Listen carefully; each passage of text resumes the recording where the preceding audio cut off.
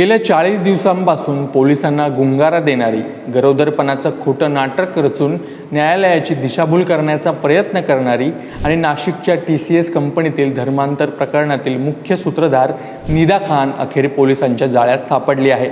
मित्रांनो, हे प्रकरण केवळ एका कंपनीतील वादाचं नाही, तर नाशिक न्यायालयाने याला एक आंतरराष्ट्रीय सिंडिकेटचा भाग म्हटला आहे। छत्रपती संभाजीनगरमधील एका निर्जन भागात जिथं पोहोचणंही पोलिसांसाठी एक मोठं आव्हान होतं, तिथं निदा नेमकी काय करत होती?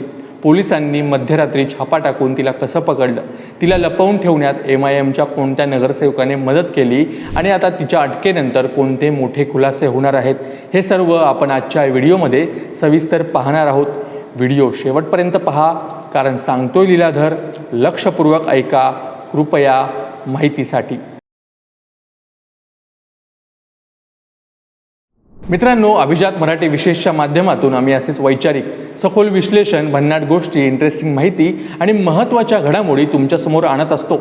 आंतरराष्ट्रीय राजकारण असो वा इतिहासातली गुपितं, प्रत्येक विषय आम्ही सोप्या भाषेत मांडतो। असेच इंटरेस्टिंग व्हिडिओ पाहण्यासाठी आपल्या अभिजात मराठी विषय चॅनलला नक्की सबस्क्राईब करा, जेणेकरून आमचा प्रत्येक विषय तुमच्यापर्यंत पोहोचेल। तर वळूया आपल्या आजच्या मुख्य विषयाकडे। निदा खानने अटकेपासून वाचण्यासाठी छत्रपती संभाजीनगरमधील नारेगाव परिसरातील कौंसर कॉलनीची निवड केली होती। हे लोकेशन इतकं चांगलं होतं की ज्या इमारतीत ती लपली होती तिच्या आजूबाजूला लांब लांबपर्यंत एकही घर नव्हतं। कोणाचीही वर्दळ नसलेल्या या निर्जन भागात ती आपल्या कुटुंबासह म्हणजे आई, वडील, भाऊ आणि आत्यासोबत राहत होती। पोलीस तपासात निष्पन्न झाले आहे की निदा खान गेल्या 5 दिवसांपासून छत्रपती संभाजीनगरमध्ये होती। तिला लपवून ठेवण्यासाठी MIMचे नगरसेवक मतीन पटेल यांनी मदत केल्याचे समोर आले।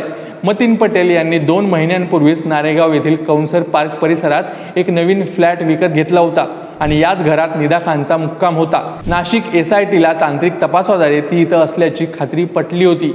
पोलिसांनी सलग 2 दिवस त्या इमारतीवर लांबून नजर ठेवली आणि जेव्हा ती फ्लॅटमध्येच असल्याची खात्री पटली, तेव्हा नाशिक गुन्हे शाखा आणि स्थानिक पोलिसांच्या संयुक्त पथकाने मध्यरात्री छापा टाकून तिला अखेर अटक केली।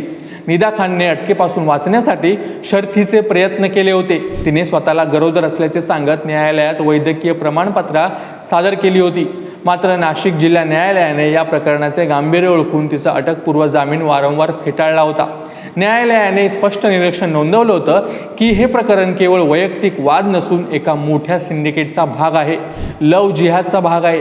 जामीन फेटाळल्यानंतर अवघ्या 3च दिवसात पोलिसांनी ही मोठी कारवाई पूर्ण केली। निदा खान केवळ या प्रकरणातील आरोपींना मदत करत नव्हती, तर धर्मांतरांसाठी ती महत्त्वाची भूमिका बजावत असल्याचा आरोप तिच्यावर आहे। पोलिसांना संशय आहे की या संपूर्ण प्रकरणामागे विदेशी फंडिंग आणि इंटरनॅशनल कनेक्शन असू शकतं। अटकेनंतर पोलिसांनी निदाकडून 2 स्मार्टफोन आणि काही महत्त्वाचे तांत्रिक पुरावे जप्त केले आहेत। या मोबाईल फोन्समधून काही महत्त्वाचे धागेदोरे मिळण्याची दाट शक्यता आहे। मानसिक छळ, लैंगिक अत्याचार आणि धार्मिक भावना दुखावणे अशा गंभीर कलमांमुळे तिच्यावर गुन्हे दाखल आहेत। दुसरीकडे या प्रकरणातील इतर 2 आरोपी शाहरुख कुरेशी आणि रजा मेमन यांना पुन्हा ताब्यात घेण्यात आले। त्यांच्याकडून फिर्यादीला दिलेल्या गुंगीकारक पदार्थाचा स्रोत, बँक व्यवहार आणि या प्रकरणातील अर्थपुरवठा फंडिंग याबाबत सखोल चौकशी केली जाणार आहे। निदा खानच्या अटकेमुळे आता SIT तपासाला मोठी गती मिळणार आहे। निदा खानचा हा 40 दिवसांचा लपंडाव आता एका नव्या वळणावर येऊन ठेपलाय। पोलिसांनी जेव्हा नारेगावच्या या निर्जन इमारतीवर छापा टाकला होता, तेव्हा निदा एकटी नव्हती। तिच्यासोबत तिचे वडील, आई, भाऊ आणि आत्या असा संपूर्ण परिवार तिथे वास्तव्यास होता। पण प्रश्न असा उरतो की छत्रपती संभाजीनगरमधील या अनोळखी भागात तिला सुरक्षित फ्लॅट मिळवून देणारा गॉडफादर कोण? मिळालेल्या प्राथमिक माहितीनुसार निदाला या भागात लपवण्यासाठी काही स्थानिक लोकांची मदत झाल्याचा संशय पोलिसांनी व्यक्त केलाय। ज्या इमारतीत ती राहत होती ती इमारत आणि तो फ्लॅट कोणाच्या मालकीचा आहे याचा तपास आता SIT करत आहेत।